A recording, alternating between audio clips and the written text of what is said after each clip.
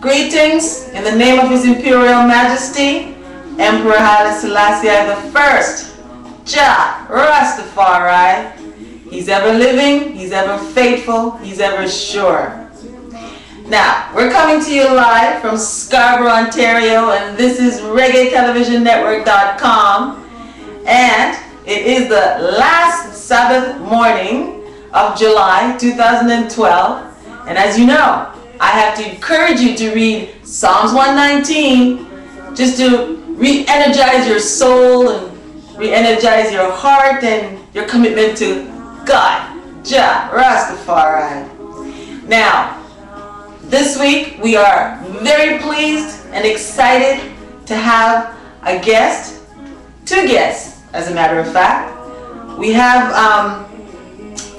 the Chairman Macaulay Kalu of the African Union 6th Region Canada Foundation Incorporated, and we're going to talk to him about a lot of things, so we're really happy to have him here. And we also have Alicia Johnson, and she's the co-chair of this very same organization. So we're going to talk to these two people who are in charge of this very important organization, and we're going to find out a lot of things about Africa and about their organization. So welcome, Chairman Macaulay. Thank you very much. Macaulay Kalu. Thank you. Thank you for coming into the studio with us and talk. You're very welcome. Thank you. And welcome, Alicia Johnson. Thank you. It's a pleasure to be here. Oh, very good, very good. Now, as we talked a little bit before the show began, so we're going to go through a lot of these stuff. My first question to you is, the African Union 6th Region Canada Foundation Incorporated and the African Union Commission, is this the same organization as the Organization of African Unity, the OAU, founded by His Majesty in 1963 with three mandate? And I have this was to protect in a better fashion the independence of African states, to expedite economic and social progress through cooperation of African people, and to assist in the maintenance of international peace and security. Are these the same organization? Yes, they are. Oh, wonderful. They are the same organization. We have the OAU, which is the Organization of African Unity, which you mentioned, started off with His Excellency Haile Selassie, and also we had other people like the former Nkrumah of Ghana, and other great leaders, from Africa that started off this process. Now it went all the way to 2001 when they decided to change the name to African Union to further expedite or improve those mandates, that were set up from OAU since 1963. And so the point here is they were looking for a way to have what we call the global African family, because Africa is known to be divided into 5 regions. You have the Northern Africa, you have the Southern Africa, East, West, and Central Africa. And so they were looking for a way to include everybody in this process, because everybody or every person of African descent is from Africa. Right. Well, we don't want to go into that part of the history where we know that the original man is from Africa as well. Yes. That's the part that I love to talk about sometimes. But anyhow, it's interesting what is happening. I know we've talked about certain things. For me, it's about timing. You did talk about God, and we talk about so much that we've gone through in life. There are things you cannot change. Because there are things that have to happen at a particular time. There are so many things we want in life, but it cannot happen because the time has not come. And so what is happening now is that the timing and the season of Africa has come. Civilization and everything started in Africa. It shifted hand, rotating to Europe and North America, and went to Asia, and finally it's coming back to Africa, where it all started. So we can see what is happening economically. You can see all that is happening. It's not affecting Africa in any form. Every day there is more development. There are more things coming up to show that we are coming on top. So yes, the journey of OAU to AU it's quite an interesting journey. And now, not only that we have the five regions, the African leadership began to discuss avenues of how to include everybody, which is all from the Caribbean, all from the African Americans, from Cuba, Haiti, all those places where we will find our people. Yeah. And because of those disconnects based on our history and things that have happened in the past. So having said all that, there used to be a name called Africa Diaspora. But Africa Diaspora, it's a little bit segregating, so to say, or divisive, yes. And we say it was not the right word. Right. Because when you say Africa Diaspora, if I'm born in Nigeria, I consider myself as Nigerian diaspora. So if I'm living outside Nigeria or outside the continent, I see myself as a diaspora based on the location that I come from. Right. So what happened with somebody who's from the Caribbean? Who's called, like here, the word is African Canadian. And the Caribbeans don't consider themselves as Africans because they say, well, I can't connect to where exactly I come from. And so that became an issue, a debate that took a long time to come to the resolution and the declaration that there need to be another region that is created in Africa. And we decided the deliberation of creating the sixth region. That's why this came about. Okay. And then now on the 25th of May, just this year, the declaration was passed that Africa is no more 5 regions, but Africa is 6 regions. So, but it took a long time since 2005 when there was the opinion of having a 6th region. It was there, it was accepted, but to do the declaration happened just May this year, 2012. To make sure I understand this right, the 6th region is all of us. Yes, the 6th region is all persons of African descent, respective of where you come from, where you were born, and everything. It's all every one of us. Wow, that's wonderful. So that's powerful. Because the aspect of the diaspora is a situation where it would have been that you have to do a DNA to find out exactly where you come from in Africa, and that would take forever to do. Yes. And we've had situations in the past where, of course, we had a situation where some of the Rastafarians decided to go to Ethiopia, right? And it was tough to connect back, even though they went there. Yes. They were given a place and all that, but they still felt like foreigners. Yes. They didn't have all the rights to vote and all that. They just had a community, and it was tough. So it's a separation again. Exactly, and so it didn't fulfill, the essence of that going back home. So, but now we, through our office, we create that platform of helping, because now the African leadership have created that any one of us that want to go back home, Africa is for you. Wherever you decide to settle, to buy a house or whatever, there's actually a means to give you a land for free. Wow. If you want to settle down or whatever. So, and that aspect of integrating in the right process and having all the rights and so that's what is happening. Becoming part of the African life. Exactly. I mean, recently, we had one of the African Americans who went to Gambia and believed it as a diaspora, but to Gambia as a home. Recently was appointed as an ambassador of Gambia to the France. Wow. To tell that is that welcoming now. And there's so many opportunities that we have that we are not using or utilizing because we don't know about it. Yeah. Well, you're here today to tell us all about it. We're going to be listening. Sure. Very, very good. I'm so glad to hear that because, you want to go back to Africa, you want to know more about Africa, but you don't know where to begin. And here, your organization is here to give us a start. Exactly. That's what we're here. So once again, to share more light on that, like I said, you have the OAU, which is Organization of African Unity, which advanced to becoming the African Union. Now, where we were heading to is to have what we call the United States of Africa. Right? Wonderful. And that's where we're headed to. And so that it's no more about borders and all that. It's just one nation. Can't wait.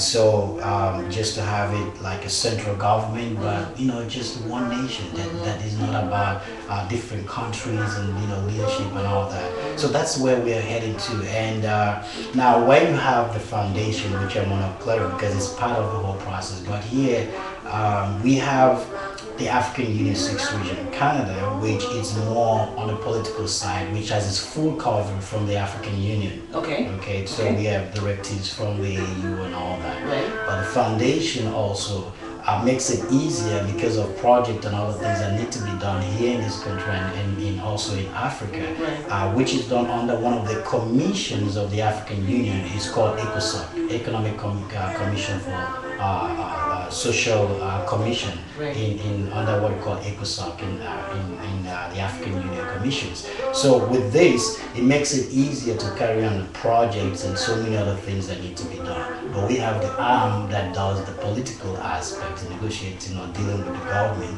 of Canada and also the ambassadors and all that, which is more of the field that I Hands-on, Exactly. hands-on. Very good. Now, for the first time in the history of this organization, started by His Majesty in 1963 as the OAU, a woman heads this organization, and she was elected on July 15th. Now, tell us about this very important, powerful woman. Now, in the African Union now, it's interesting that you say that. That's another thing because the African Union, it's huge.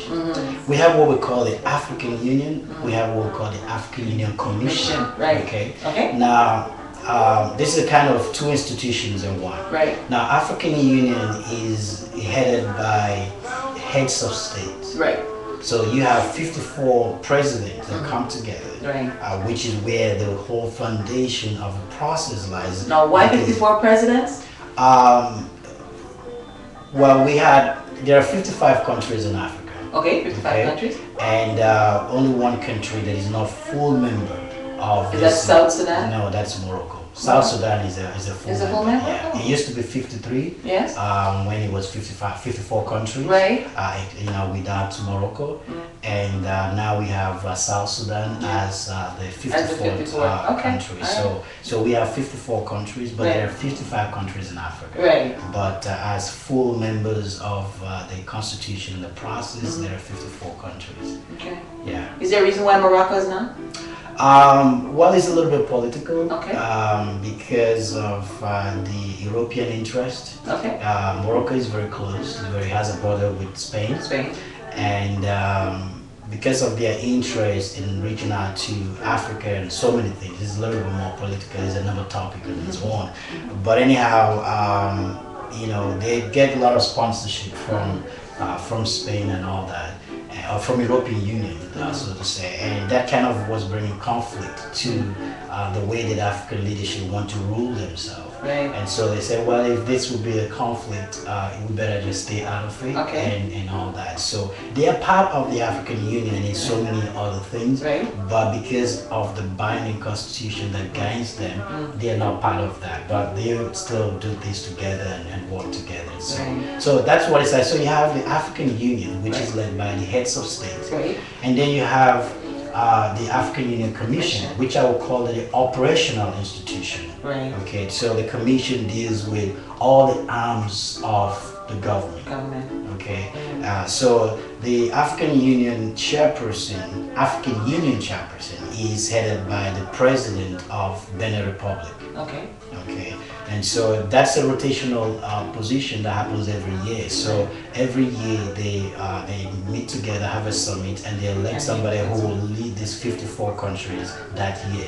So this year's when they had the summit in January this year, they elected the Benin Republic president, who is now leading the process till the end of this year. So now the commission, like I said, is one that takes care of every Trade just and- exactly trade and every aspect, everything. Right. Like I said, is more of operational, hands-on on what need to be done. Right. So the AU Commission leadership decides what to do, and it's handed over to the AU Commission, and she executes what. Oh, what okay. to do. Okay. She execute whatever has to be done. Exactly. And it's headed by a woman for the first time in its For the history. first time, yes, it's a long coming. It's been well politicized and talked about and all that, and she's been a very. I think her journey, what she has done speaks for her. Yes. You know, she's done quite a lot. Yeah. She's one of the outstanding politicians in South Africa, Yeah. and also in the continent of Africa itself. And so it's interesting to see a woman coming, which we're very happy we congratulate her. Yes, yes, very and, joyous. It shows a lot of things changing in Africa. Yeah. You know, so she's now leading this for the very first time. Wonderful. Since the concept of the African Union since 1963. And she's the ex-wife of the president of South Africa. Africa. All right, very good. Okay, so we're gonna, switch gears a little bit. Now, your organization has a wonderful, powerful saying, which I just cling to the moment I saw it. And I want you to explain to the people, when you say discover to recover, what does that mean? Personally, that word meant a lot to me. I know we did share a few things that talked about your journey in life and all that. And for me, one of the things that is a challenge in life is if you don't know who you are, you don't know where you're coming, if you don't know your history, you cannot know where you're going to. Now, if there is a medical situation and you feel sick, now the doctors cannot do anything to treat you if they cannot really discover what you suffer from. What is the cause? So they need to find out exactly. They need to do the X-ray diagnosis, do all that. And by discovering what exactly is the problem, 50% of your problem is already solved. Right. Because now there will be medication that will go directly to what needs to be treated. Right. And so for me, discovering it's very important to who you are, to who life is, to the things that will take away bitterness and pain. Why we say that is because also that I try to let people understand the importance of taking responsibility. It's time as people that we don't need to blame other people for whatever that's happened to us. Because if somebody is beating you up until you get angry and say stop, they won't stop. They're gonna continue. They will continue. Yeah. But the day you say stop and you stand up for your right, surprisingly, it stops. You cannot keep doing the same thing over and over again and expect a different result. It doesn't work. And so until you change what you're doing, then change will come.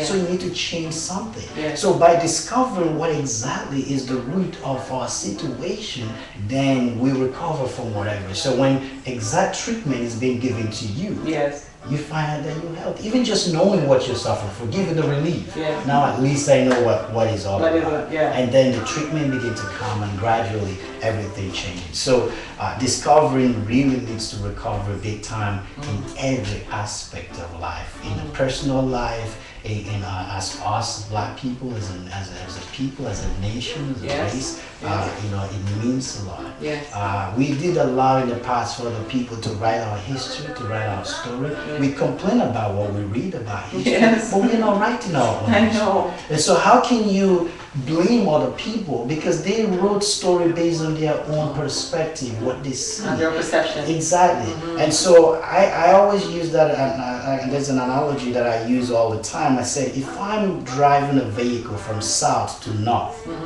and now you're standing on the northern side, whether northwest or northeast of the side, and I'm the same thing on the southeast or southwest, and I'm looking at this vehicle. Now, when the vehicle passes, based on the angle that you're looking at, you will tell the story. Yes, it's a red car. We all agree it's a red car. Yes, it's a van. Yes, we agree it's a van. But now, based on where I'm looking at it, I didn't see any dent on the car. But from your side, there is a dent on the car.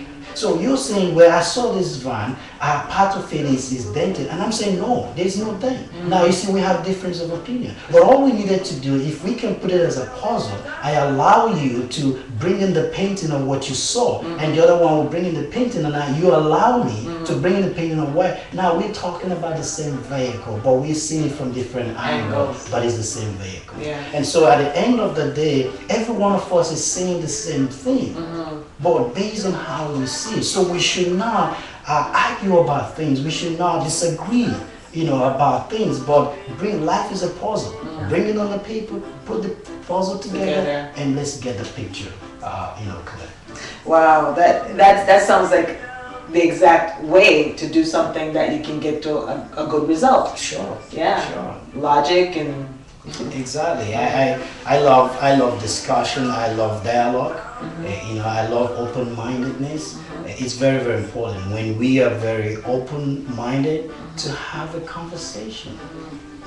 We are not the same. Me and you are not the same. You based on your background, based on your views, your environment. There are so many things that affect the way you see things, and there are so many things that affect the way I see things. And so we are to complement one another. We're not to compete with one another, but complement. And that's the way I see life. I see life as a means of a race, right? Everybody has their track.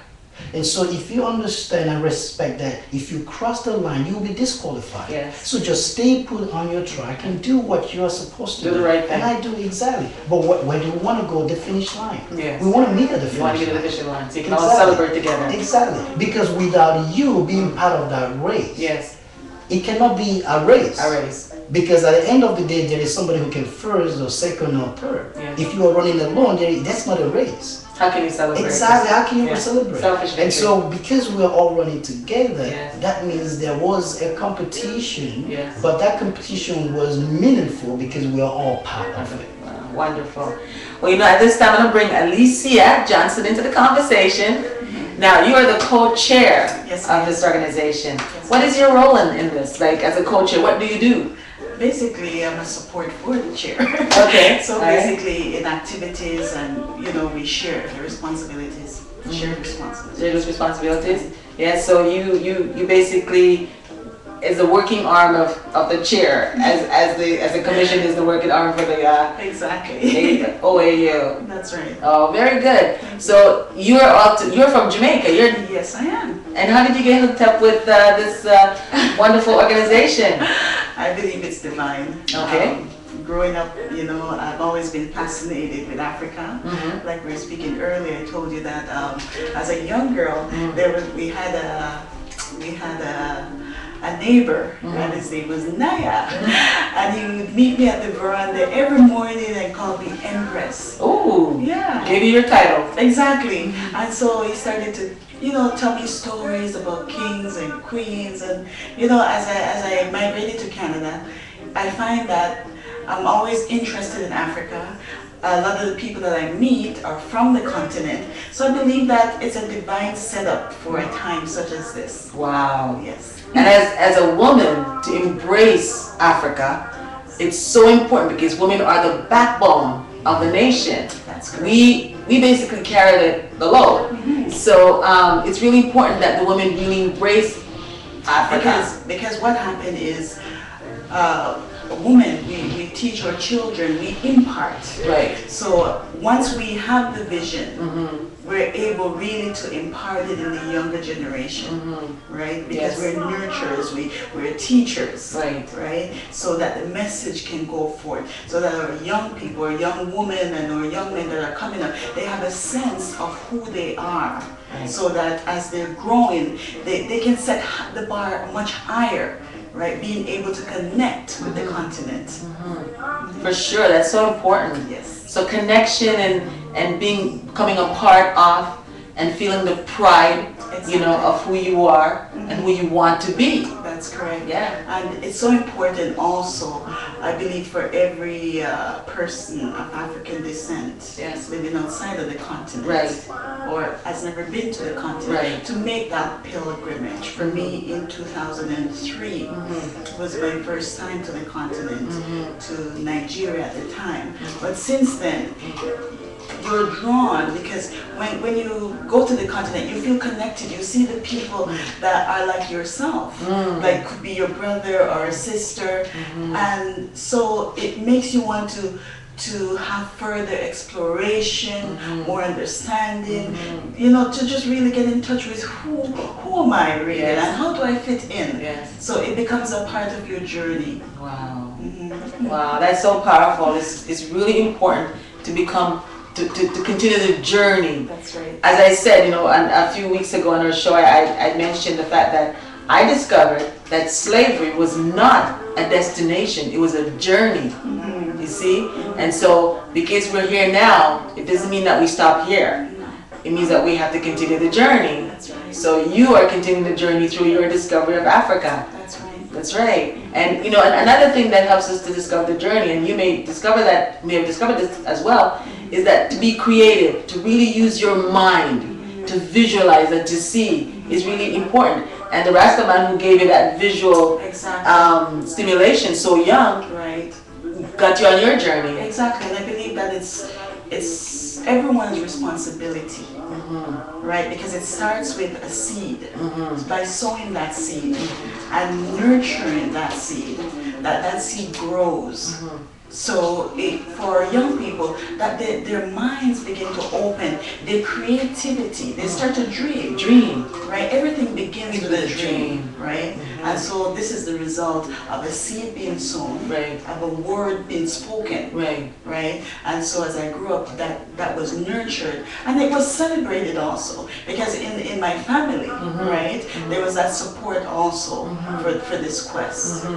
To be proud of who you are, and where you come from. Yeah, I tell you, you know, we're not lacking in people who have stimulated us in that direction. I mean, when you look out through our history, we have Marcus, you know, we have Bob, you know, we have my cousin Peter Tosh, can't leave him out. Wow. Yes, first cousin Peter Tosh, I love saying it, I love being it. So, you know, these men, they really gave us a point. And of course, all the other great African leaders who have called us home in so many ways, you know, so many historical and great ways, and His Majesty, of course, comes to mind. Yeah, so that's great. So now that you've gotten Alicia into the organization, and you hold her so close to you, being your co-chair, that means there's great trust for her being so close to you in the organization. So my question to you again is, and on a scale of say 1 to 10, so 1 being, you know, poor and 10 being excellent, how would you grade we here in the 6th region, you know, the ones outside Africa right now but are really in Africa, right? How would you grade how we've done over the last 50 years? Because many of us are celebrating our 50th anniversary. Jamaica, a lot of the Caribbean nations, we're celebrating 50 years of independence. So how would you grade us for the last 50 years in how we've done in carrying this beacon forward and uplifting this nation and hopefully making Africa proud? Yes, I would say very much great. You know, the diaspora, the Caribbean are where they're supposed to be. Not less than where they're supposed to be. They were not where they used to be, and we could see a lot of improvement. We could see a lot of changes. Now, there's something interesting with me when it comes to views and life. I personally, no matter how hard something might look, I never see anything wrong with the challenges of life. Nothing, because we all come from dirt. And if we say we look beautiful, and we're good, we're dirt. And then that dirt brought that beauty we're talking about. And so whatever thing that you're going through, there seems to be a challenge. We always use the word we're going through. You're not to stay there. Not to stay there. You're going through. Right. And so when you have the mindset that something is there, you need to understand there's something good at the end of it, because I'm going through the process. Yes. You know, we have the words that say, you know, going through the dark tunnel, there's light over the other side. And so if there is you can only see that light by actually going through that dark tunnel. You could stay in the dark and not want to go through. And you could die in the dark. You could be a coward, But there's light over the other side. So all you need to do is to keep on going. Step to the light. So yes, the diaspora has done quite a lot. Speaking about the combination, which is amazing. I remember when I got involved with this process with the OAs in '97, before it was changed to AU. When I traveled out early in my life in the early '90s, and I came out from Africa and I saw a lot of people that looked like me. You know, I heard you talk about your son having Ajay and Chike and all that. Now, when I hear that, you know, these are African names. And, you know, you seem to pause like, wow, that it looks like my brother. It sounds like my brother. And he's got the name. Exactly, got the name. And then when I got to talk, no, I'm from Jamaica. I'm from Curacao. I'm from, like, really? And so we have brothers. And so, you know, like I was living history. Like you hear the stories of all that. Having not been there and now seeing that, and I'm somewhere else and we're meeting. I'm meeting my cousins. I'm meeting my long distance relatives and all that. Oceans did not divide us. Exactly. Yes. And so I found out that one of the challenges in the past is that my cousins, my brothers and sisters, which are you and others, have been seeking for a way to get back home, to connect back home. Yes. And here I'm privileged to probably come from the continent and I'm meeting you. Now, when I left home to study, to read and all the expectations of family, you know, there's that expectation that maybe you'll be an engineer, you'll be a doctor, and I'm like, oh, be an accountant. And I went to school and I said to my dad, you know, I don't need to be all that because I came here and I found out that we have cousins who are doctors, we have nephews and nieces and uncles who also have all the qualifications that I don't need to be all that, but they're there already. So I met them. Now, the only good way that you can get home is somebody who knows the way back home could take you back home. Because there's something that had tried to separate us, right? But it was all for good. Because when you sit back and look at life today and see the world today, how would the world look like if there were no beautiful islands? There you go. How would the world look today if what happened did not happen, that the black people were in the States? We will be talking about black Americans today. I know. And so, you know, the combination, life is, we are like a beautiful flower put together. And that's the way God has wanted the world all the time. It's not about the segregation. You don't want people to go and stay one. So I always tell people, I'm a citizen of the world. I come from the world. Slavery was a blessing that we had to go through that. It made us stronger and it made us more committed, you know, to where we're from. That's great. And that's the question I ask people. Do you think that God didn't know what he was doing? Of course he did. He knew about it. Exactly. You see, the challenging part is that there's a saying that goes that, you know, for me, you know, I love the Bible. And there's a saying that says that, you know, the heart of man is evil and desperately wicked. Who can tell? Now, it's not the mind of God that the cruelty of treatment given to a fallen man, that's not the plan of God. But you see, man chooses to do what he wants to do. Free will. But the point is, God has planned it before that there will be a free movement. You know, man could go wherever he wants to go. But man began to do the demarcations and begin all the cruelty and all that he does. But God has a way of still achieving those goals that he has set up. So they thought they meant evil by what they were doing, but who would have imagined that the person they thought is the son of a slave, or the people they claim that they are more superior to, are today ruling them. Obama is a black man, but he's ruling the whole world. They never could have. They call leader of the free world. They call it White House, but he's a black man in the house. And so you look at all those things and you find out that it was all the design. All in the plan. It was all in the plan. So yes, the people, the diasporans are doing very great. They're doing very, very well, and they are where they're supposed to do. They're surprising the whole world. The way things had happened, they thought, you know, out of many one people. And that's the message. That's the message. That's the same thing with Africa. Out of many one people, which is Africa. When you hear the word Africa, it's not about color. It's about people. It's not color. No, absolutely not. Because we're all from Africa. We are all from Africa. Absolutely. One brother, one nation. It doesn't matter the color, but we're all from Africa. Our blood is one color, it's red. One race. It doesn't matter. One race. If blood is dropped here today, you don't know who owns it. Because it's red. It could be mine, it could be yours. There is nothing that shows that, oh, there is this particular race that have this blood. It's just red. So we are one people, one blood flowing through our vein. However God did that, he chose to do it. And so what I'm saying here is that we come combining together to form and complete one another and be that people that God wants us oneness. to be. Exactly. One God, one aim, one destiny. Exactly. Mark us. Exactly. And you say, speaking of Marcus, it was interesting because in South Africa, and he'll be coming here in September.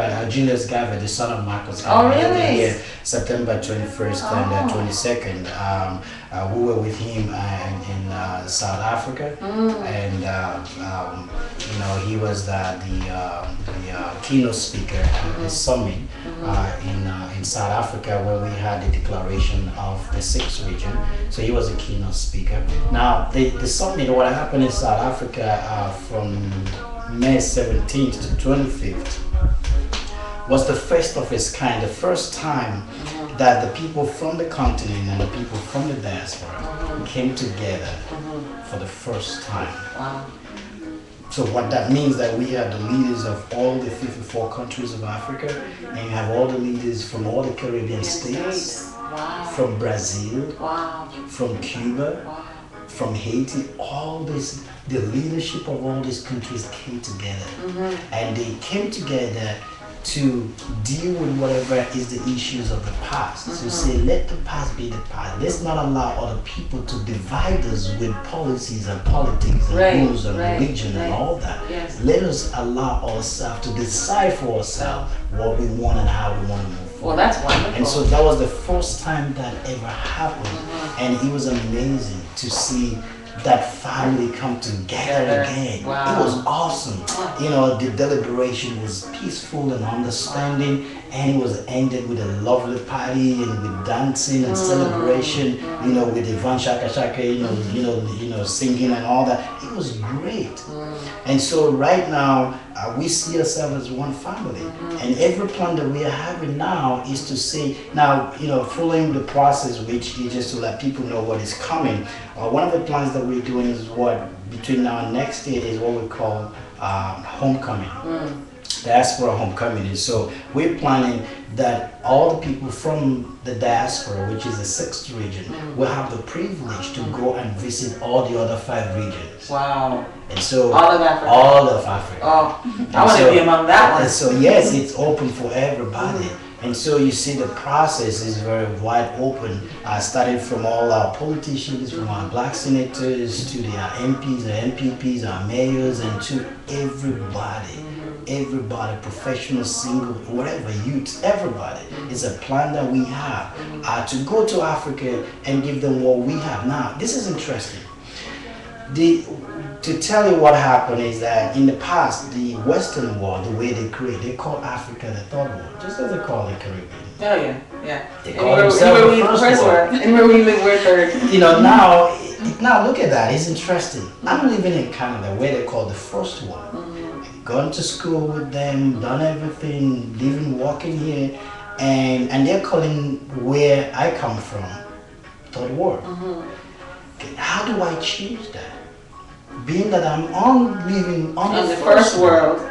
So now what the leadership of the continent is saying, the only way to change that is that me and you who are living in the first world, if I'm a judge here and I come now to head an institution, because now they have what they call International Court of Justice. Africa have what they call African Court of Justice, which they're putting together. Now imagine a judge from Canada now goes to head that institution.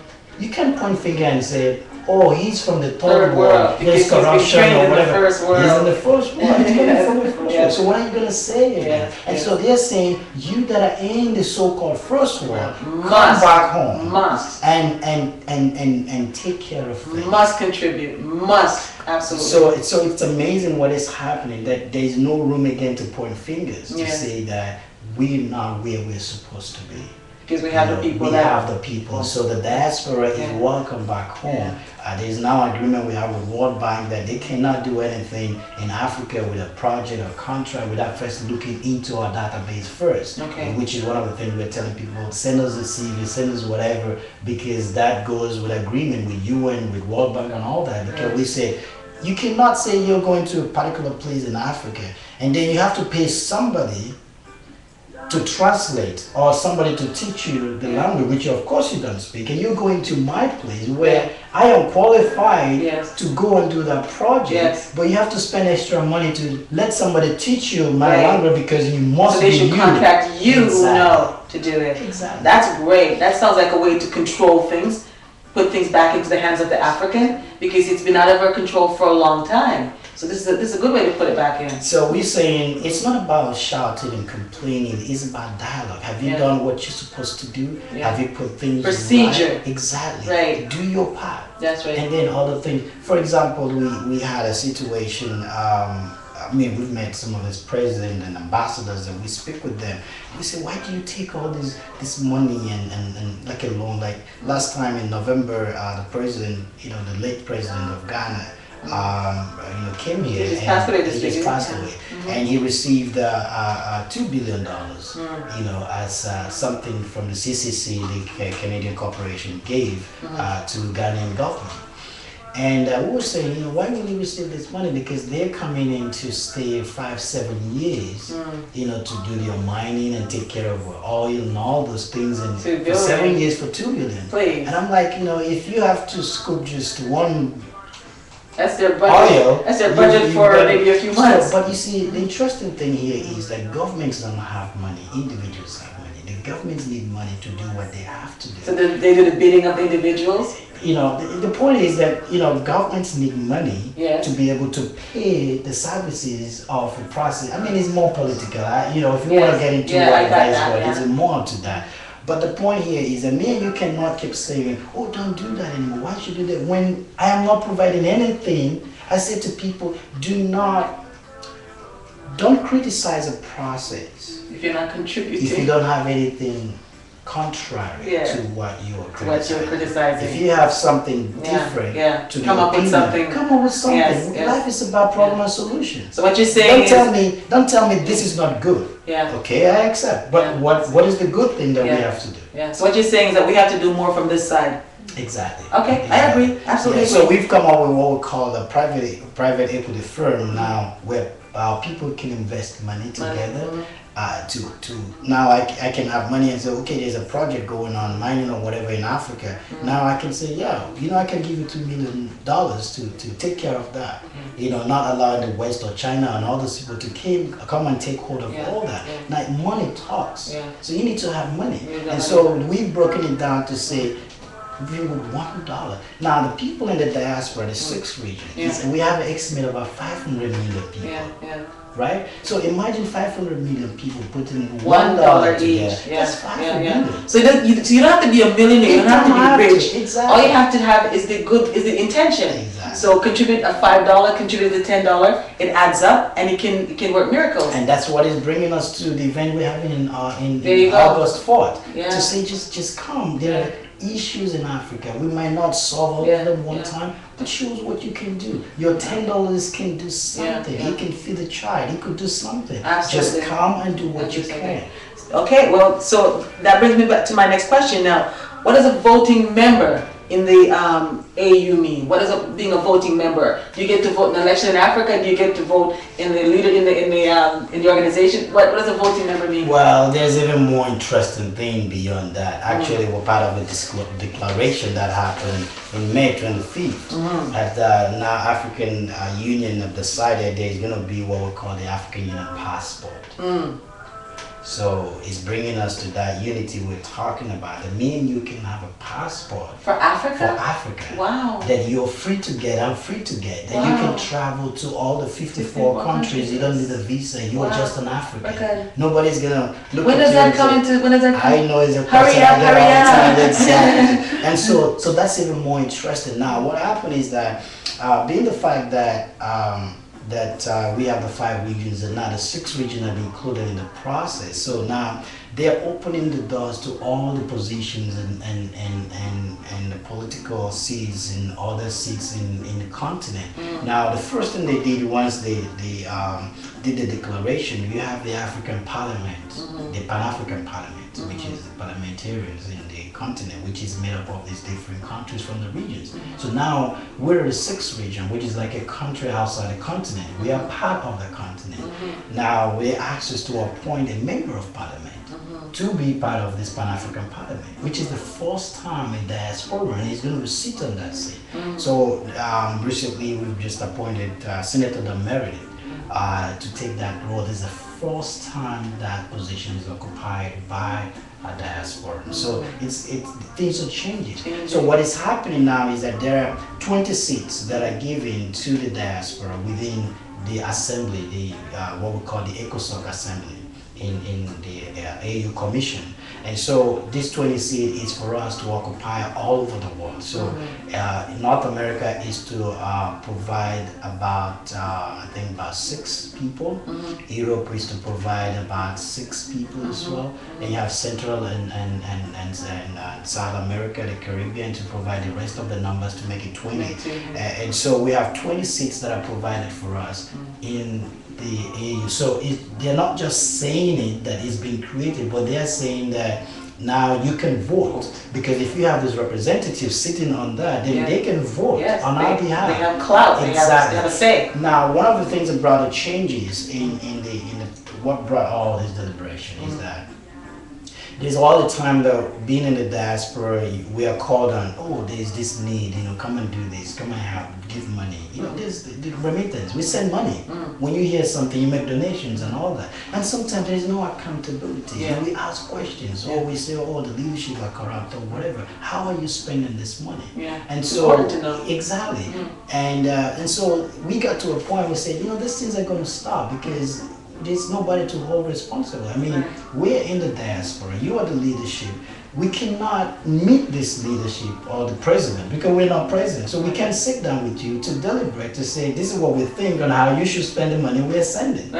And they said, okay, so how do we go about it? And that's where we come up to this fact that the diaspora need to be part of what is happening. Now they've done it. We don't have any excuses anymore. So all they said to us, go organize yourself. As you get yourself organized, elect your representatives who will now come to the headquarters at Addis Ababa, sit with us, and when it's time to vote and make deliberation, they will be part. So we become voting members. So it could be you that we will elect to go and represent us. It could be me, it could be any other person. And so you come back with what that's done and what needs to be done.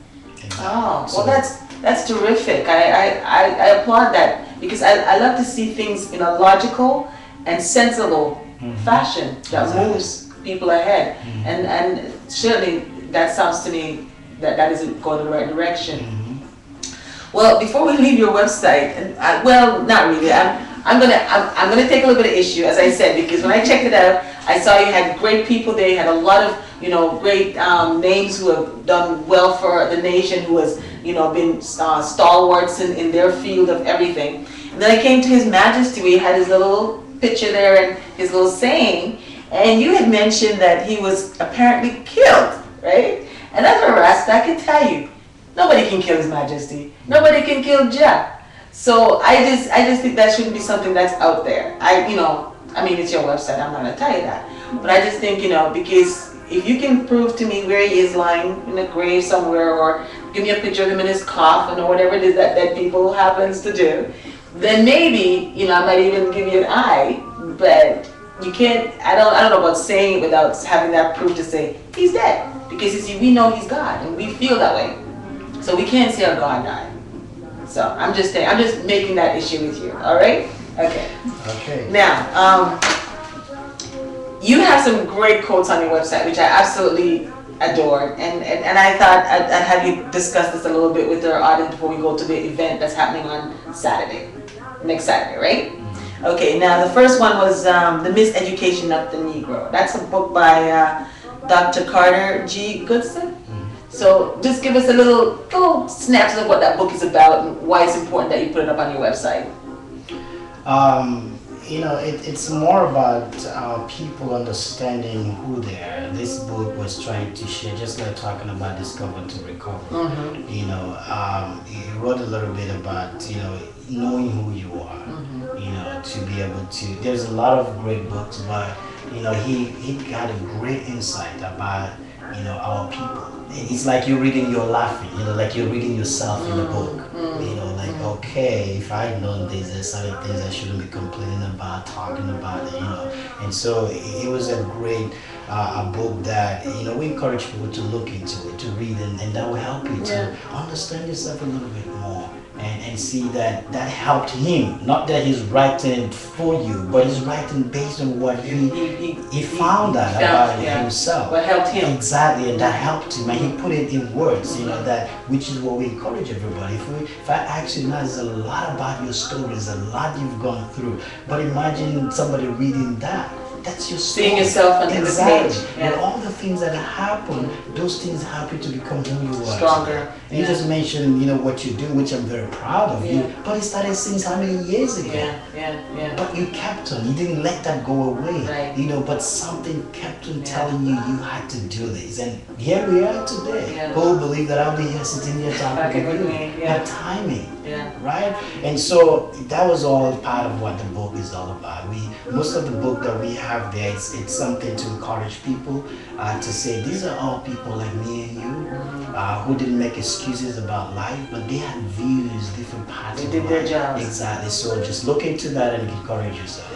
I also love the saying that you have from Frederick Douglass. It says, "You have seen how a man was made a slave.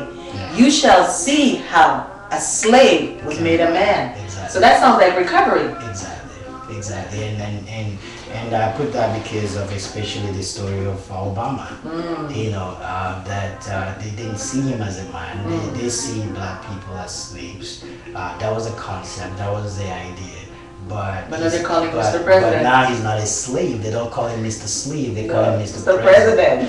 Because you have to be a man to make decisions that take rules to rule human beings. There you go. And so that mindset of turning from being a slave to becoming a man, you know. So I love that quote, you know, so much. And we say that anything is possible. So it manifested itself. Exactly. Don't let people decide for you who you are. Right. Nobody made you. Yeah. And so they can put a label. It's like a Volkswagen putting a label on Mercedes. These two are not company. They're not the same. Actually, they didn't produce. They're not the same. They're not from the same factory. And so I cannot produce something else and another person will label it. It doesn't work. And so I'm saying that people should learn to know who they are. It doesn't matter what they say. It doesn't matter what is there. Me and you know how some of us came here with just one small luggage. Right? And if we want to go back now, we have to rent you have to move from here now. Let's walk, we're not here now. But when you came, you just came with almost just nothing. You have to ship them in. Exactly. It's to tell you that we are so great survivors. There's something in us that tells you that you can make it. And so don't look at where you are now. Don't look at what is happening. Look at where you're going. Dream big. Exactly. Yes. That dream, keep it alive. Wonderful. Obama dreamed big, and we see his dream. Yeah. So the last quote that I like too, it says, "For Africa to me is more than a glamorous fact. It is a historical truth. No man can know where he is going unless he knows where he has been and exactly how he arrived at his present place." That's Maya Angelou. So I love that so very much as well, because you cannot go to travel and you say, "I want a ticket," and they said to you, "Where are you going?" And you said, "I don't know." And so there must be a destination. Yes. There must be a starting point, and there's been a destination where you're going. And so she's saying, how can you say that who you are without even knowing where you come from? And where actually you want to go? That's right. You have to know these things. Exactly. And so by looking that, it still brings us back. That's why with all these, I feel like summarizing, we say discovering lead to recovery. If you find out who you are, know where you are now, know where you are going, it helps you to package yourself and say, nothing is going to stop me. I'm going to get to where I have to be. Wonderful. You know, Alicia, it's really funny because one thing I always say is that we have handled this awful, terrible journey of 400 years of slavery and years of oppression with a real dignity, I believe, a lot of us, with a real dignity and a real joy that would probably destroy most other people. Yeah, so like how do you see our journey in terms of, you know, just really triumphing, like becoming... I think our journey is something to be celebrated. It's not something to be ashamed of. It's something that should have a stigma. We should talk about it. because, like you said, we have triumphed. It should be celebrated. Just like the Holocaust, the Jewish people, they celebrate it, they make a memorial because they're here. Exactly. Yes. And so for me, that's why it's so important to even visit the sites where the slave ships came and took people. So that you can have, and I know people that have gone there and they've cried, they've broken down because they don't see how there could have been survival even in the capacity of how people were stacked together like sardines. Exactly. And we know how we all like have this personal space. Exactly. And then to travel across the Atlantic. How did they survive? So we have, like Marcus Garvey say, hop you mighty race. Up. and so that's how I feel. I don't look at the circumstances of us being here as something shameful. I don't. It's saying yes, we've been through and we have overcome. Be we're proud. going forward. Be proud and be happy.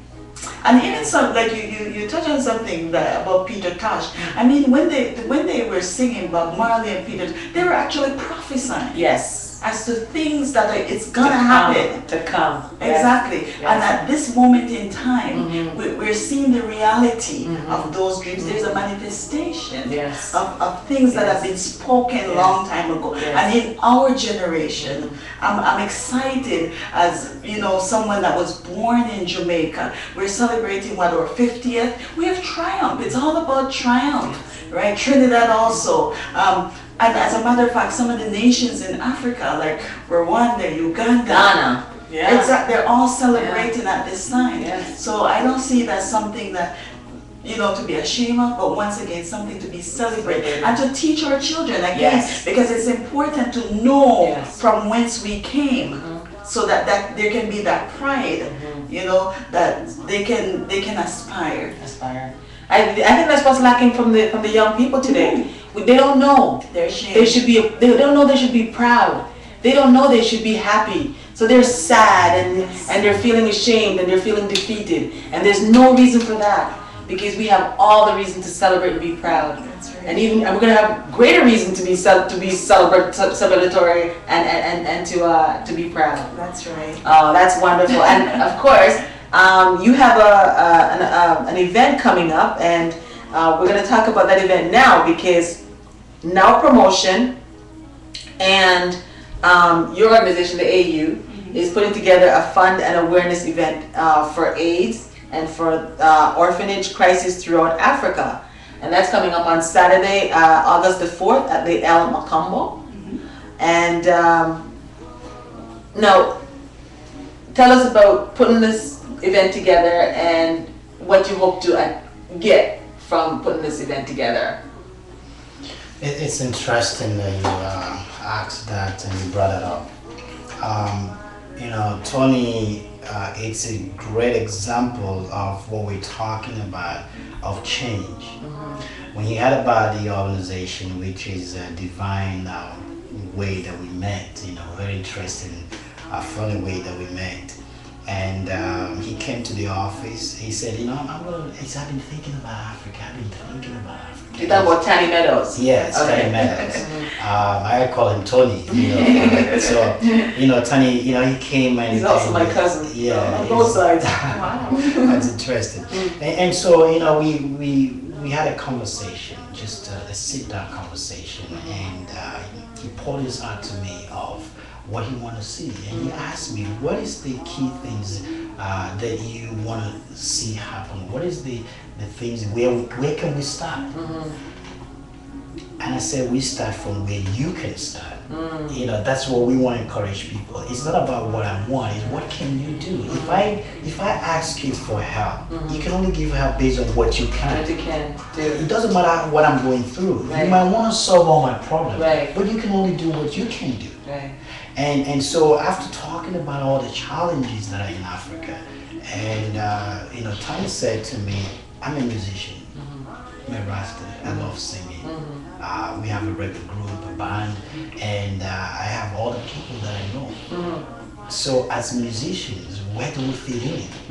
I said, wow, as musicians, there's a lot that you can do. Play. Play. If it's to play for us, to deal or play for the people of Africa, just play. Just play. Just play. Yeah. And so we got into talking about the challenges of Africa, and as the African Union, we identified one of the biggest challenge we have is there's this issue of AIDS. Which creates the next big challenge. Exactly. AIDS has brought the aspect of having a lot of orphans, in the continent, and so these are two major things that because there are other things, there are other sicknesses that brought the issue of orphans, but AIDS is one top situation that we have in the continent. And so the point is that it's something that we wanted to create an awareness. Because not just about the Africa, but something that is happening in our community, because we have a lot of AIDS, people with AIDS or dealing with the issue of AIDS, even here in Canada. Because AIDS is in our community. Of course. It's huge. Well, in America, it's huge because AIDS is transferred in a personal way. Exactly. It's a personal way, and we're very personal people. Exactly. So we got to learn how to be more discerningly personal in terms of body contact. So that's important. Yeah, so we wanted to create awareness and to say it's another thing. Don't be ashamed of it, because you're going to die silently. Yeah. It's not helpful. No need for that. Because there are millions of people living today because of the fact that we know what they're going through.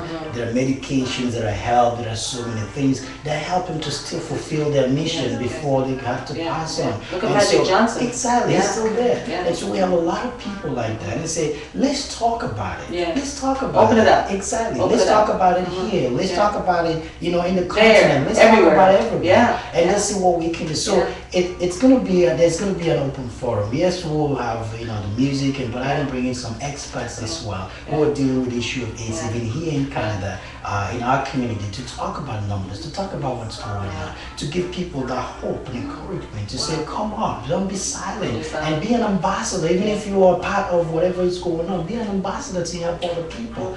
And so that's the part of what's going to be happening on the 4th, at El Macambo, and we want everybody to come and support this. It's going to be fun. It's going to be, we love to enjoy. And it's very reasonable. It's like what, $10 at the door? $10. See, so it's not even about them. I know there are people who told me they want to do more than that, and we say, this is just the beginning. I mean, the essence of this, we want to see more of this coming together for our community more and more, and just to talk about issues that concerns us and see what we can do. And if you can't come down to the affair, which we encourage you to do, the event, and the El Macambo is at Spadina and Dundas, I believe, or College. So it's downtown, it's central. And if you can't come to that, you can watch it live here on Reggae Television Network. We're going to be broadcasting it live to you out there, anywhere you are. Wow. Yes. Wow. So you should definitely come down and support it. If you can't come down, send your donation in, because this organization, this wonderful organization that is poised to do all the work that we've all been dreaming about, we've all been talking about. There's been conversation for years about what this organization is doing. So we definitely have to support this organization. So send your $10 in. Even if you can't come to the El Macambo, send your $10 in to the address. Yes, to the African Union 6th Region, Canada. Yes. And our office is 50 Jarvis Drive. You can make a check just to African Union 6th Region, Canada, Foundation Inc. And it's acceptable. And also we want to let people understand that this process of what is happening, we want to encourage people that, you can be the ambassador who was saying to go and give this money directly to the place, because this is an open process. So we're not saying, just give it. No, not at all. It's open. People will know what is happening. We want you to be part of that. And as a people, whatever we're doing now, it's that we want to encourage our people to go. And so there will be some ambassadors or consulate generals. There will be some other people from the AU and all that. So it's going to be fun. It's going to be where you can freely ask questions. And but just come and give the support. And if you have any challenge, we encourage you that we can help you to actually go to the continent and fulfill your dreams. Exactly, fulfill your dreams. A great opportunity. Going home is an option for all of us. Going home is an option. Sure. Well, see, that's great, because you see, whatever misconception you have about Africa before this discussion, erase it from your mind. And understand that it starts here, where this organization is here. It is run by an intelligent, thoughtful man who's got a plan, and that's the most important thing. You need a plan. Exactly. You know, because one thing about this campaign, I feel, that has been launched against our nation and against Africa is that it's been a deliberate, planned, and sustained series of action that has brought us here. Now we also have to develop our, you know, our deliberate, planned, and sustained series of action that will bring us back. And it begins here, and I'm really happy for what I'm hearing. And that's exactly true what you said. You know, it's so true, because you know you need to have a plan. I tell people it's not a demonstration, it's not about talking. Nope. It's got to have a plan, yeah. because everything that happened with that plan. If you read the book of Charles Darwin, you will know that there was a plan. There was a plan. That there was a talk about the superior race to let the lesser race to serve the superior race. Yes. And when you look at it, and it's mentioned, it's talked about, these things are taught in the school. Yeah. So the plan was to prove that this could be true, or is true. You know, and so these things do happen there. So we don't want to get into that or talk about all that. It's just to say, you know what? I know who I am. Yes. I'm a human being. And there is a plan, you know, that I can stand for. I tell people, I speak in different places and different countries and all that. And I remember a place that I spoke, which was a little bit of racial country, so to say, based on what is going on. And I said, you know, I'm proud to be a black man. Oh yes. I'm born black. I grew up black. No mistake there. I am black. And you know, if you go to a grave from being a black man and different race or different other colors, and you find out at the end the whole soil is black. There you go. We go back to originality. Originality. So what's the where you come from? You can't differentiate the sun or the soil. No. The soil is black. Yeah. So all races go back to original color. Where they come. The original color is black. And so I'm proud to be original. Yes. I don't ever try to change or go to the sun. I don't even need. You can't be somebody else. You have to be you. Myself. And so it's not about all that. I know there's so much that is being talked about or happened or not, but I'm just saying that, you know, let's stop pointing fingers. Let's stop blaming people, but let's take responsibility for who we are and bring the change that we need for our community. And come together on August the 4th at the El Macumbo and support this wonderful event. It's for AIDS and for the orphanage crisis throughout Africa. So your $10 can go a long way to help. And so you've got to be present. You've got to be present to be counted.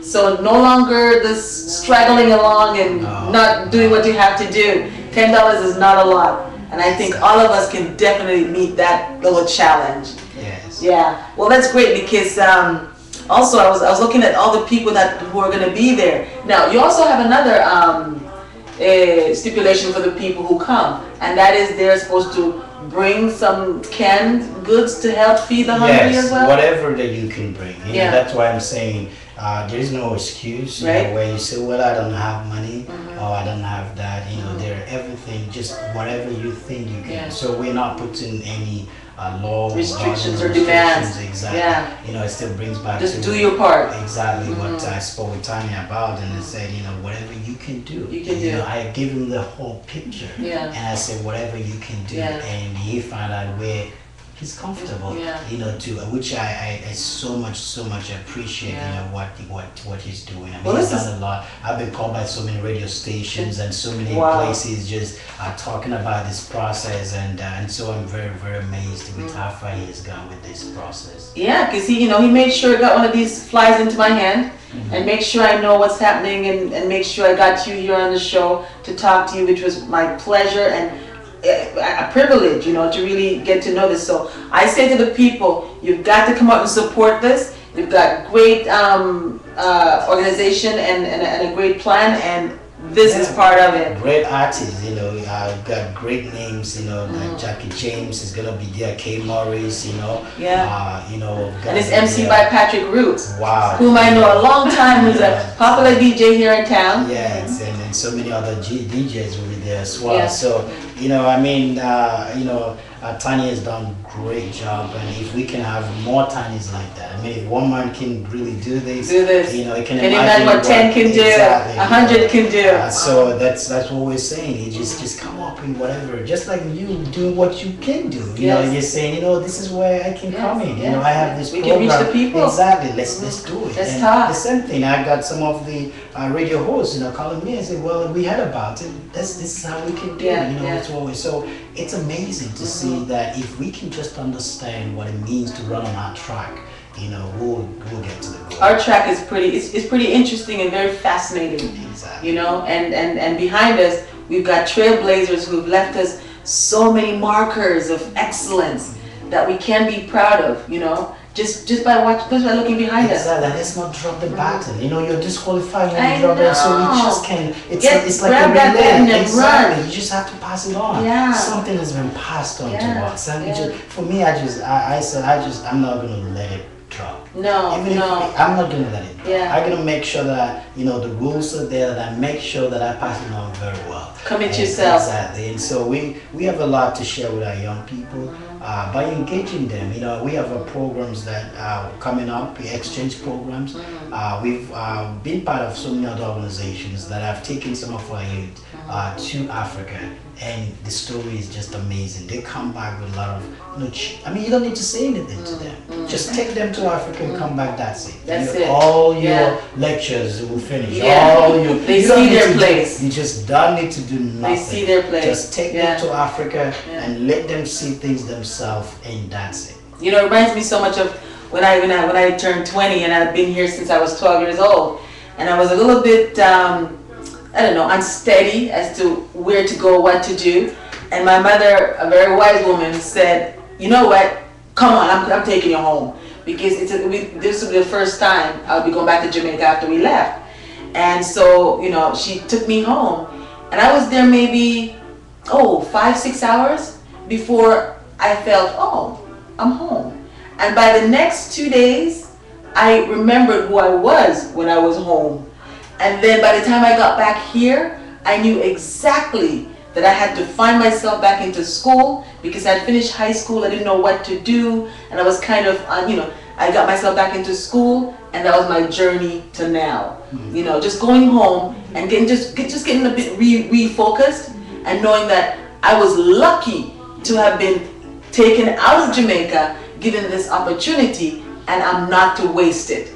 So just that journey home made that clear to me. Exactly. And as you say, going back to Africa, we'll know how privileged we were to have been on this terrible journey that we all, and then to be able to go back and see her. Still beautiful, still full of treasures, still flourishing, taking off her sackcloth of mourning and putting on her gown of glory.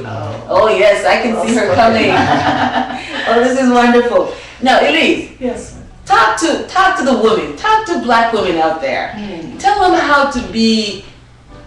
I'm not criticizing them, because we've seen lately in the news how our young men seem to be lacking some tenderness, some sweet caresses, And to me, when anyone can pick up a weapon and hurt another one that looks like themselves, something is lacking. And I'm feeling it's like sweet caresses, When I grab my son to hug him, it's the best thing I can do. I feel so wonderful to give him a big hug, Talk to the black women about hugging your children and loving them and making them feel really grounded.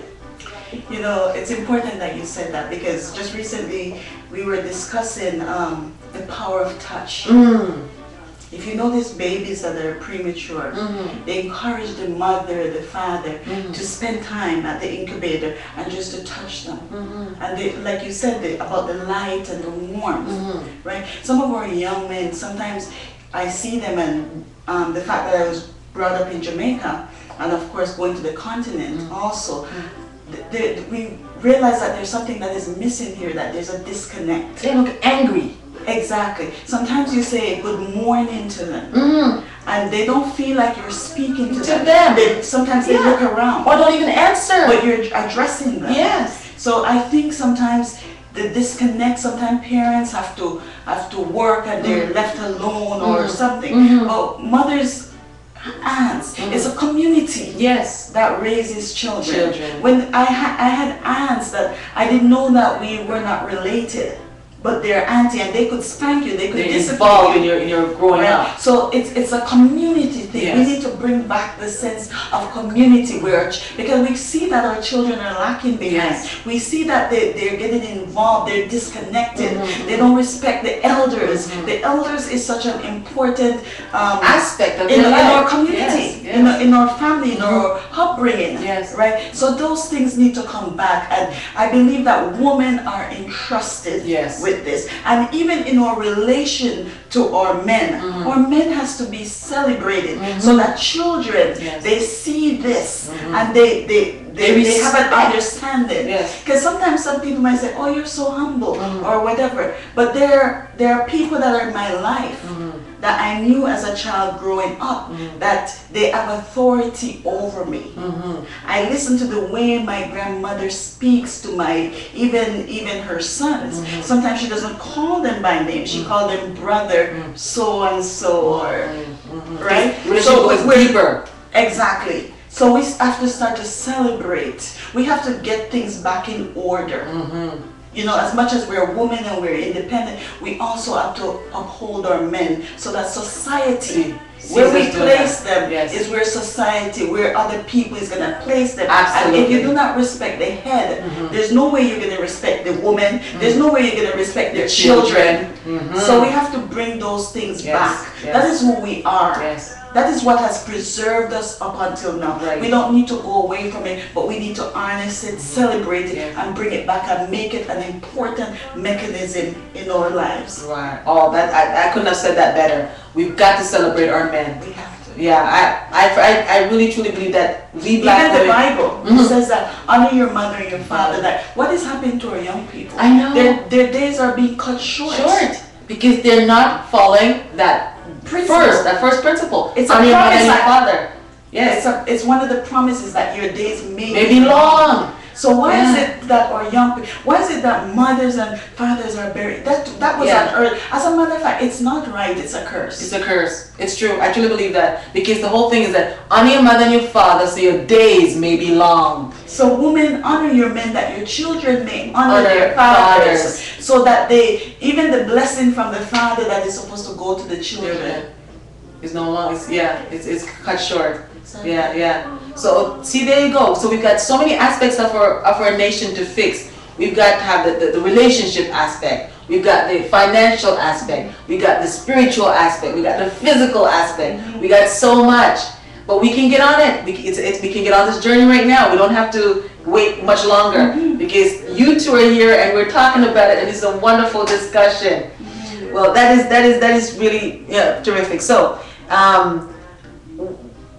What else about this movement towards success that we need to really start to focus on? What else? I mean, we talk about knowing ourselves. We talk about coming together and understanding. We talk about respect.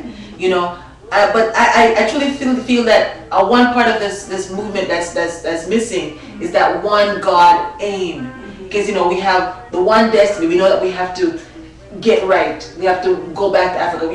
We got the one aim and all that. It's that one God, I think, that's really dividing us. Because remember, we've got half of us are Christian, the other half are Muslims, and we got Rastas. We've got to start finding out one God. How do we do that? Because we're so divided by the word religion and faith. How do we do that? Well, it's quite interesting. I speak about it all the time that I personally, growing up, I was born into a Christian religious home. My parents were like priests, and I was growing up, and I had a lot of questions. Because in the Christian community, I felt there was a lot of division. I didn't understand it. You have different names, different parts of this religion, and I had questions. And I'm like, okay, if there is one God, and this is one part of the religion. Why are they so divided? And so that really affected my responding to what was expected of me, in that religion. And I kind of, with the word, they use the word rebel, but I just had questions that nobody could answer. And I left to join another religion, which was a Muslim religion, and I practiced it for a while, and I found out also there's a lot of division. They just not one. There's a lot of pieces of it, components of it. And I'm like, wow, so what's going on here? Every part that you go, there's just that. And I started doing history to start where did the whole aspect of religion start. And I tell people, I'm not religious. I don't really talk about religion because religion is man-made. I talk about God. And talking about God, to me, God is love. And so to find about who we are and who God is, it's about love himself. And I say that love is the ability to die to yourself and resurrect yourself. That's what love to me is. The ability to die and resurrect yourself. Why do I say that? Yeah. Now, you have so many times that people, you love them. Like you have your kids, or you have your somebody you claim that you love, right? And the same people do things that hurt your feelings. Like it's if they want to kill you. Yeah. But in your mind, say for example your kids, you're doing everything, working hard, doing everything to make them have the best. But they're not listening to you, they're doing things that is like really hurting you. And you wonder, but what is this? I love you, why just can't you see that? And sometimes you feel like just just let it go, just disconnect it. Maybe it might be your siblings, and all of a sudden things are happening. It might be somebody that you wanted to help, and just now what is happening is there are people in our lives, and those people are our assignment. We're connected to them. There are so many billions of people in the world. There are people you meet on the wall, on the street. You don't know them. But there are some of them you connect with. There are people you say good morning and you pass. But there are people the good morning turn to life relationship. Why is that? Because you're connected to them. There's a reason for that. And so when we understand that we are connected to certain people, and whatever, it doesn't matter what they do. And why I use that example is that when I look at the life of Jesus, there was nothing about what the people did to him that he took personal. Even when he was dying, the word was, forgive them, Father, for they don't know what they are doing. He never took it personal. So there goes the ability to die. Exactly. And so he knew what he was coming to do in the first place. The first assignment was, I'm going to die. He knew that the people he came to love will destroy him. They will kill him. But he knew that his coming up back to life does not depend on him. It depends on the love of God, who has given him this assignment in the first place. Absolutely. And so when he trusted his life on him, and when something happened that he was killed, it was the same, the love of God that woke him up, rose him up. And then he looked at the same people and said, I love you. And so it never changed. To me, love is constant. The world kind of love is emotional. It's an illusion. Today I love you, we talk well. Tomorrow I hate you. I regret the day I met you. There's all kinds of words that we use just to, to explain our actions, whatever. But you know what?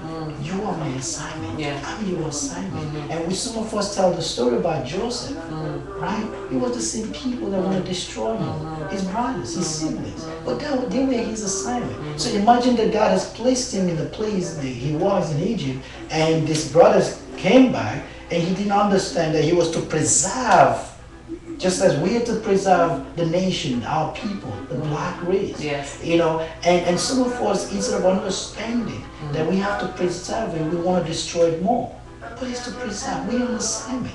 And so the aspect of who we are, it's not about religion, it's about understanding love. You cannot do anything without understanding. Love is not about, I always tell people that say, true love also is ability to overcome hate, unforgiveness, Absolutely. bitterness. Yes. And so if I do something to you and I can overlook that because my relationship with you, my love for you is constant. It's not based on emotion. It's not based on what you do today and what you didn't do tomorrow, but it's based on the fact that you're a human being. I'm here for you. And God is constant. God is constant. So love is constant. It's like you did something wrong to God because we have conscience. You don't need to see God, but we see Him every day because He's inside. I don't need to. He's just there. When you tell a lie, you just told a lie. Of course, you feel it conscious, everywhere. you feel it. So it's not about those philosophy of religion of God and all that. I tell people, I say, you know what? I find Him myself, right? And it's your choice. You can stop me to express Him the way I know. It's your own expression. It's for you. But I tell my story of what I know about the love of God for me, how I found Him. And so it's amazing if we can have that open-mindedness, an open conversation, and say, I respect who you are. I respect your journey. If you feel that what I have and what I'm going through, suits what you're going through and we want to connect, fine. If not, we're still human beings. We still love each other. Exactly. And so let us, based on that love of God that defines Himself by Himself. I can't even define, no matter how passionate I talk about Him. He's the one that will make you to see it by yourself. But you just have to give Him a chance to be able to see the love of God by Himself, because He knows how to explain Himself. Because He's perfect by Himself. He's just perfect by Himself. And so only this love can connect us. Only this love can bring us to that place of reasoning. Only this love can bring us to that open-mindedness. Only this love can make us to see things the way it's supposed to be. Only this love can still make a disconnected family to come back and embrace. Only this love can make our friends that are disconnected to come back and embrace. Only make a love, scattered race. Exactly. Come only back love together. can bring us together. Only if we can look into the eyes of love and say, you know what, let the past be the past. Yes. There is a goal ahead of us. There's a new thing. There's a new thing. Yeah. What can I do? It's not about what I want from you. It's what can I do? If we can only see things based on what I can do, what you can do, and we connect in that love and that goal, we will reach where we're It's over. Exactly. Wonderful. Oh, what a wonderful discussion that we've had this wonderful Sabbath morning, the last Sabbath morning of July, with Chairman Macaulay Kalu and Alicia Johnson. This is wonderful. And of course, don't forget the Elmo Combo, Saturday, August the 4th. The event is to help to assist AIDS and orphanage crises throughout Africa. And it's MC by Patrick Roots and DJ Chocolate and DJ I can't pronounce that, but he's there too. And performance by iBrilliance, His Majesty's Band, HIM Band, John Chosen, Well Charged Band, K Morris, Jackie James, and of course Tony Meadows, who's also the organizer and hero of this event. Well, thank you so much, Chairman Macaulay, for coming in. Thank you very much. And I just want to say that this is at 464 Spadina Avenue, 464 Spadina Avenue, just to put the address out there so that everybody can come. And you can go to the website at www.au6rc.com and get more information about all this process as well. That's wonderful. And also, don't forget to bring yourself a canned good. Canned good, it will go a long way to helping and assisting these orphans. Thank you so much, both of you, for coming in. And of course, this is ReggaeTelevisionNetwork.com live. We're coming to you from Scarborough, Ontario, Canada. And we thank you for being here. We love you for being here. And we'll see you next week. Thank you so much. Bye.